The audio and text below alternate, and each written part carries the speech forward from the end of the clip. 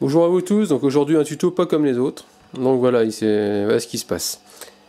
Donc samedi prochain je pars en vacances, je dois descendre en Auvergne.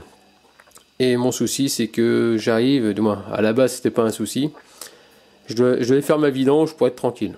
Donc là il me reste 1800 km avant d'arriver à terme. Et voilà ce qui se passe, donc jeudi je mets la voiture sur cric, je défais le dessous, je dis c'est bon j'en ai pour 1 heure, je vais vidanger ma voiture.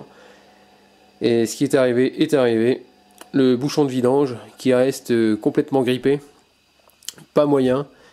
Donc j'ai pété une clé à douille, j'ai pété une clé à pipe, j'ai arrondi le bout de la vis, l'hexagone de la vis, donc à la base c'est une vis comme ça, et j'ai arrondi tout le bout, donc je suis dans la merde. Donc je me suis dit que je pouvais faire aussi la vidange en attendant par aspiration, c'est-à-dire qu'avec une pompinette. Donc je me suis dit, je vais commander ça chez Noroto, il m'en faut une rapidement, j'avais pas trop le choix. Et sans voir ce que c'était, on m'a dit si on en fait des pompes 12 volts, donc j'en commande une. Le problème c'est que j'avais pas regardé les avis sur internet, donc pour ceux qui regardent cette vidéo là, n'achetez surtout pas cette pompe là, c'est Made in China. Les raccords sont pétés, c'est vraiment de la merde. Faut surtout pas acheter ça, ça vaut 40 balles. Donc bilan, quand je l'ai déballé, je me suis aperçu qu'il y avait des raccords qui étaient cassés. Donc ils me l'ont reprise, mais donc je me retrouve toujours dans l'impossibilité de faire ma vidange. Après en motoculture on avait une pompe avec un gros réservoir, et j'arrête de vous la montrer tout à l'heure. Attendez, je vais vous la montrer carrément pour que vous voyez à quoi ça ressemble. Donc voilà, c'est ce type de pompe. J'utilisais ça en motoculture pour faire les vidanges de carter d'huile sur tondeuse à gazon, et ça marchait super bien. Donc on siphonnait aussi les réservoirs d'essence avec de tondeuse bien sûr, et ça nous permettait de faire des nettoyages réservoirs, enfin bref, donc c'était super. Sauf que ça a un coût, ça coûte 70 balles. Mais moi c'était pas l'histoire de mettre 70 balles là-dedans, mon problème c'était le fait de le recevoir en temps et en heure pour que je puisse descendre en vacances. Donc là maintenant, je vais vous montrer diverses techniques. En ce moment, donc je disais les vidanges, là c'est pas pour moi en ce moment, je sais pas ce que j'ai la poisse. Hier, vous allez voir, j'ai fait une 307, elle est en train de se mettre en ligne actuellement. Une 307 HDI 110 chevaux, et il m'est arrivé une grosse couille. Pas de ma faute, mais c'est arrivé, et puis bon je ne savais pas ce qui allait vraiment m'arriver. Donc voilà, je reçois un collègue, il me dit tu peux me faire ma vidange, jusque là pas de souci. Il avait un bouchon de ce type là avec un carré. Donc il savait ce qui m'était arrivé sur la Mercedes, donc il appréhendait un petit peu, et j'ai réussi à le desserrer j'ai forcé un petit peu mais sans plus. Le truc il est venu. Donc on fait la vidange tout, et puis au moment de remettre de l'huile, j'ai dit bah tiens on va mettre le joint, et en remettant le joint, j'ai voulu remettre le bouchon quoi. Mais avant de le remettre, il y a un truc qui m'a interpellé, c'est-à-dire que j'ai vu un petit filet de fer qui sortait du carter, et je me suis aperçu que c'était son filet qui était complètement bousillé. Et donc moi j'y suis pour rien. Mais le problème c'est que quand j'ai essayé de remettre le filet à la main, et j'ai remis la vis, mais forcément si le filet est bousillé, qu'est-ce qui se passe, c'est que ça tourne dans le vide. Donc j'étais vraiment dans la merde, parce que il n'y a plus moyen de remettre votre bouchon, donc plus moyen de mettre de l'huile, donc plus moyen de rouler. Et puis, comme ça m'arrive des fois quand je fais des vidanges, ce qui se passe souvent, c'est que je me retrouve avec des gens qui achètent des bouchons et qui me les laissent.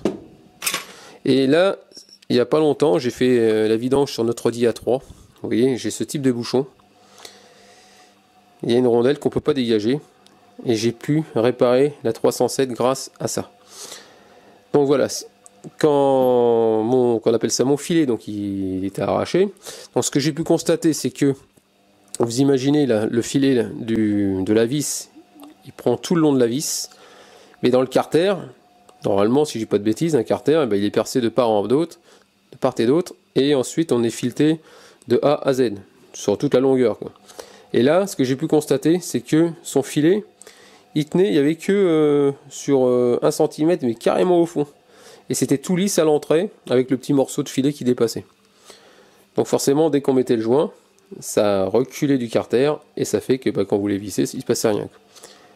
Donc je me suis dit, c'est pas grave, j'ai une autre solution. J'ai acheté il n'y a pas longtemps chez monoutillage.com, d'ailleurs vous pouvez les voir, ils sont super sympas. Bonjour à Sylvain, je sais qu'il regardera ma vidéo. Et donc j'avais acheté un coffret de tarot professionnel, mais le problème c'est que ça s'arrête à M12. Et ça, c'est du M14. Et moi je voulais faire comme sur l'Audi où j'avais le filet du châssis c'était arraché. Je voulais lui remettre un système de filet rapporté, c'est-à-dire donc le système de filet rapporté, ça vous pouvez regarder ma vidéo où je répare le châssis de l'Audi. Donc en gros, on perce, c'est livré avec un forêt, donc là ce boîtier va de M5 à M12. On a un forêt, donc c'est-à-dire qu'on va percer beaucoup plus gros que le trou qui est prévu. Ensuite, on va tarauder avec un tarot, tout simplement. Et ensuite, on va mettre des... Vous voyez, ça ressemble à des petits ressorts. Je vais essayer de vous le montrer. Voilà. Et en gros, c'est ça. C'est un filet qu'on va insérer. Donc en gros, on perce, plus gros. On taraude. On met un peu de graisse dessus et on vient l'insérer dans le trou. Et après, vous mettez votre vis à l'intérieur de ça. Et c'est exactement le même diamètre. Sauf que là, c'est du M12.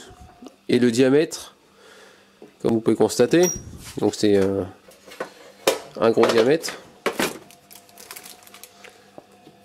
Voilà, forcément, ça rentre pas dedans, c'est pas le bon diamètre, donc j'étais un peu dans la merde. Donc pas moyen de réparer comme ça. Donc je me suis dit que j'ai pas trop le choix. J'ai mesuré, et ce que j'ai pu constater, vous voyez, entre les deux vis, il y a une qui est un petit peu plus longue. C'est celle du... Ça c'est une Audi A3, celle-là à droite. J'ai dit je vais essayer de mettre ça, histoire de choper le filet restant qui reste dans le carter. Et donc j'ai mis ça, et j'ai mis après le joint qui allait bien. Donc la rondelle m'a servi d'épaisseur. Et après j'ai mis mon joint qui était prévu pour le HDI. Et puis j'ai pu serrer, et puis nickel, franchement. J'ai pu réparer la bagnole en fortune là comme ça, pour qu'il puisse repartir surtout. Et puis ça fuit pas, donc c'est cool. Donc si ça vous arrive, vous pouvez toujours réparer, mais bon, il faut avoir des bouchons sous la main. Donc là j'étais sauvé par rapport à ça. Donc maintenant revenons sur la Mercedes. Donc je vais vous parler de plusieurs techniques pour pouvoir arriver à déboucher arriver à débloquer un écrou qui est complètement bloqué. Donc ce qu'il faut savoir, c'est qu'il y a, on va mettre ça là. Vous avez, alors en plus j'avais fait moteur chaud, donc c'était plus facile. Donc là ce que je vais essayer de faire pour mon cas, j'ai un genre de décapeur thermique. Je vais essayer de chauffer la vis, mais ce que je peux voir là-dessus, c'est que sur mon écrou, ma vis de Mercedes, c'est un joint en cuivre que voici. Donc c'est le modèle 93 chez qu'on appelle ça chez Feu Vert. Donc vous voyez, c'est un petit truc en cuivre qui va être par dessus. Mais quand la vis est insérée dans le carter, on voit le joint qui dépasse tout autour. Donc là mon but, je vais essayer de le chauffer au centre de la vis, histoire de dilater le joint. Ensuite, il y a plusieurs techniques. Il existe, soit il y en a certains, ils y arrivent avec une clé anglaise, une clé à griffe, tout simplement. Mais bon, ça laisse des traces, ça c'est vraiment en dernier recours ce que je vais faire. Ensuite, si vous avez, comme moi, arrondi, parce que ouais, ce qui s'est passé aussi, c'est que j'ai arrondi, pourtant j'ai pris une clé à œil, parce que si vous prenez une clé, attendez, si je prends une clé à œil, vous voyez, ça emprisonne bien, quoi. Donc logiquement, c'est pas censé arrondir. En général, souvent quand on fait ça avec une clé plate, on a tendance à arrondir les bouts en forçant. Donc j'avais pris comme ça. Et même ça, ça a réussi à m'arrondir la matière. Donc là, j'étais pas terrible. Ensuite, qu'est-ce que je voulais dire d'autre? Donc j'ai essayé, le fait que j'ai arrondi les angles, j'ai pris une lime, parce que j'avais pas ma Dremel. Donc vous pouvez essayer aussi de redessiner. Donc là j'ai, vous voyez qu'une Dremel, c'est faisable aussi. Vous la faites tourner, vous voyez. Vous pouvez redessiner de façon à refaire des plats, de façon à effacer le arrondi. Mais le fait de faire ça, ce qui va se passer, c'est que vous allez passer de la taille 13 en taille 12. Donc ça c'est... Mais bon, même si vous limez correctement, bien propre, vous pourrez réinsérer normalement une clé. Donc ça peut être pas mal aussi. Ensuite, qu'est-ce qu'on peut avoir comme technique? Il y a la technique qui est un peu plus brutale. C'est-à-dire qu'on peut prendre marteau burin. Il suffit de faire une encoche, tac, dans la vis, et après en tapant de façon dans le sens inverse des aiguilles du monde, de façon à lui créer une onde de choc et arriver à la desserrer. Cette méthode là, je vais pas la faire. Pourquoi? Parce que c'est un carter en alu.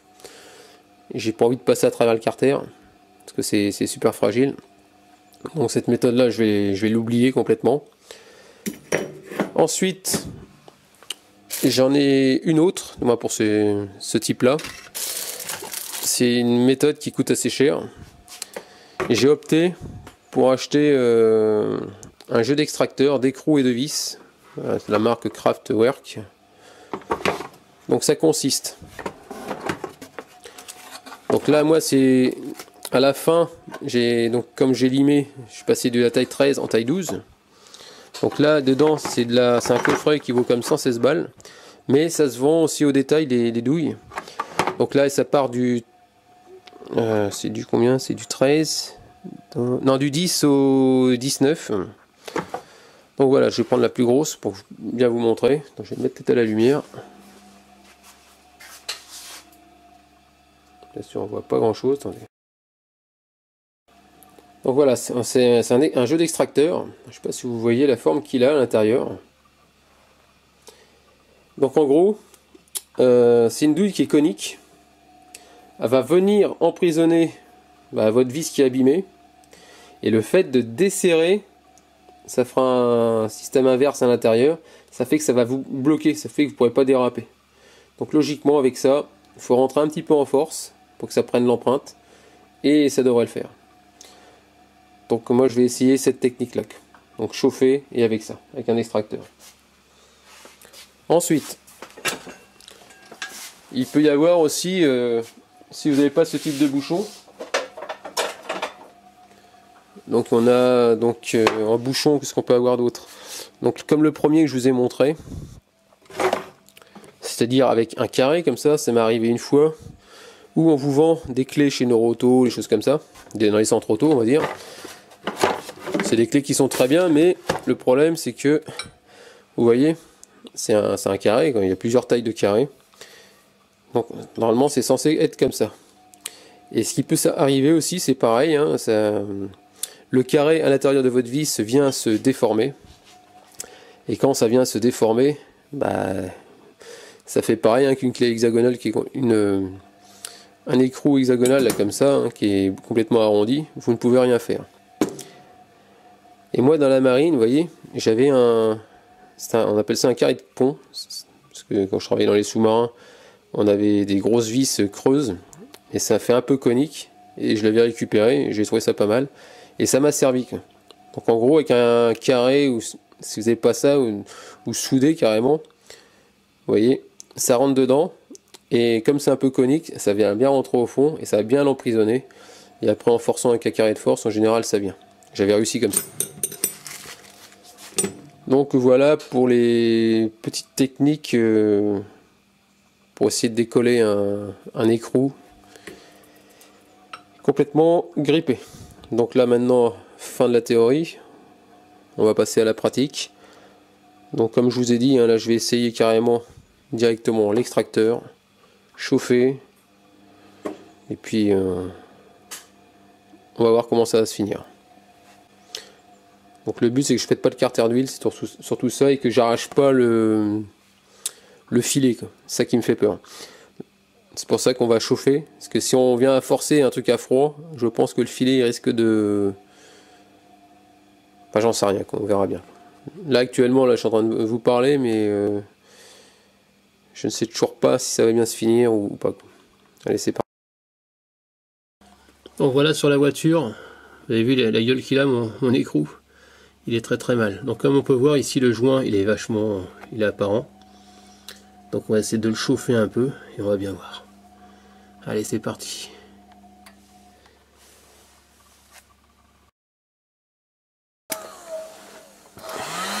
Donc là je le fais assez loin. Pourquoi? Parce que j'ai la protection en feutrine. Mais en se mettant assez loin, ça suffit. Ça devrait suffire.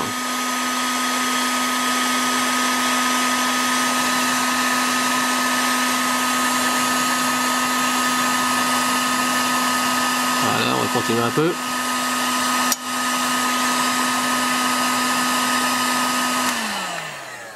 J'ai contrôlé vite fait à la main, j'ai enlevé mes gants. Je vais mettre ma main sur le... Attendez, je vais mettre ça comme ça. Voilà.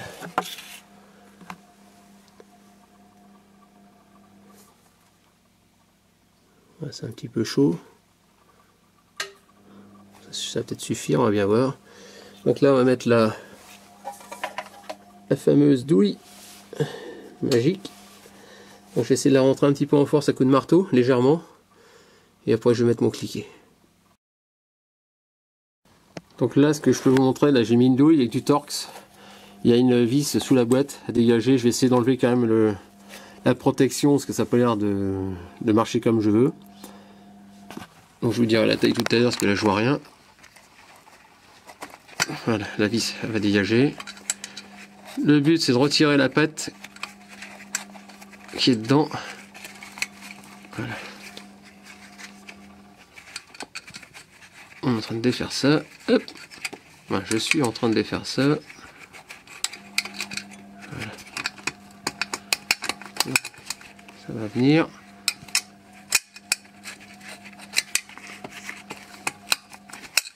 Il veut pas, hein. Ah, voilà.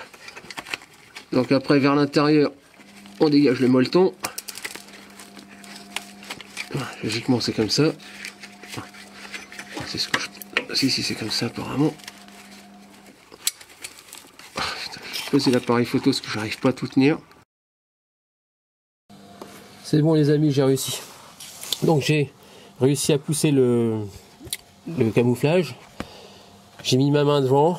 J'ai chauffé tout autour, assez près avec le décapeur thermique. Pas très longtemps. Je me suis mis derrière. J'ai forcé. Au début, j'ai réussi à... Oui, ça bouge. J'ai réussi à l'avoir avec l'extracteur. Voilà. Voilà. Merci l'extracteur.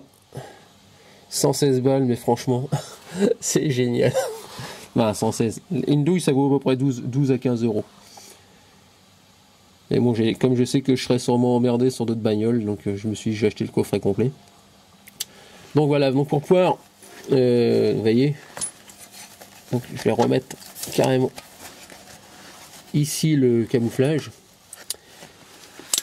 Par contre, il se défait aussi devant. Je vais vous montrer ça par en dessous. Attendez. Ah, c'est pas évident de se glisser sous une bagnole tout en filmant. Voilà. Voilà. Ici, je sais pas si vous voyez, il y a une patte. Vous voyez la patte dorée. Attendez, je suis en train de regarder si je filme. Est-ce que je filme? Je vais filmer l'alternateur. Voilà. Ici, il y a une patte dorée. C'est du Torx. Donc ça va juste derrière.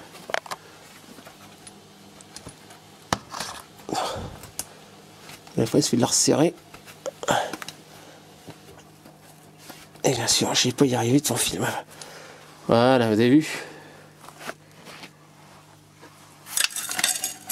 Voilà, comme ça. La petite patte dorée. Donc ça, c'est du Torx. Et le Torx, c'est de la taille... Bien sûr, je ne l'ai pas là. C'est du combien? Ça, c'est du E10. Voilà. Donc il y en a une ici. Il y en a une autre sur le côté. Pareil, c'est le même système. Voilà. Il se trouve sur le côté, voilà. Bien sûr, on va pas arriver à filmer parce que j'ai le manche. Voilà ce que je suis en train de montrer en doré, là où il y a mon doigt, là où je monte le doigt, vous voyez, au fond. Donc c'est du E10, il suffit de repasser le camouflage derrière la patte et vous resserrer. Et après je vais pouvoir attaquer ma vidange normalement. Et je vais pas faire la même connerie, serrer trop fort, vous voyez, des fois on serre un peu trop fort et après on est vraiment en galère. Donc voilà les amis, enfin terminé. Donc la buse, vous voyez dans quel état elle est. Donc à la base c'était du 13. Donc je vous dis pas de conneries. Hein. Et la vis elle tourne même plus. Hein. Pardon, comme ça. Vous voyez, on peut faire tourner la clé. C'est mort. J'ai essayé avec une clé de 12. La clé de 12 c'est pareil, on sent que ça accroche pas non plus. Parce que j'ai mis des petits coups de lime dessus. Donc voilà, c'est terminé pour ça. Donc maintenant on va remettre une vis neuve. Là je suis en train de vidanger. Hein. Donc pour ceux qui veulent voir donc, ma vidéo sur la vidange, il y en a déjà une qui avait été faite là-dessus. Vous pourrez la voir tranquillement. Ensuite, juste après, je vous ferai un autre tuto. Ce sera, j'ai une fuite au niveau du turbo, donc je vais changer 2 joints. Un au niveau de la durite, 2 au niveau des durites apparemment. Donc je vous montrerai ça tout à l'heure. En espérant que donc, ce petit tuto vous a plu. N'hésitez pas à me laisser des commentaires avec des j'aime ou j'aime pas, comme d'habitude. Allez, ciao!